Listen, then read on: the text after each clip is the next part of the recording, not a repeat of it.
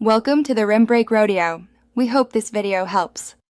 You begin by finding Takemi at her clinic in Yeonjunjea and starting her confidant. Do this early so you can meet scheduling windows.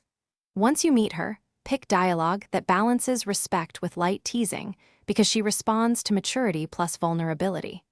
Make sure to accept and complete her early requests. These directly raise rank and unlock deeper scenes.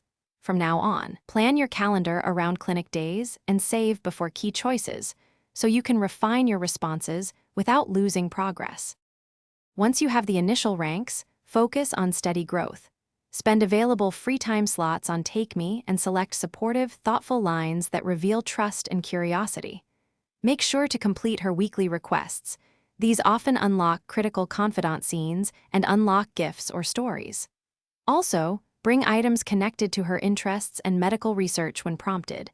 They increase affinity. Keep an eye on palace deadlines and mementos chores, so you don't miss crucial rendezvous opportunities while building her link steadily. As you approach the endgame, prioritize finishing Takemi's confidant before story deadlines so the romance scenes trigger.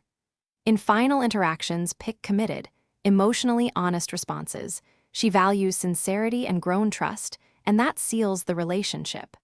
Make sure to allocate late-game free time to her, even while doing plot palaces. If things go wrong, if you miss a rank or a scene, load the most recent pre-choice save or plan for New Game Plus to finish what you missed.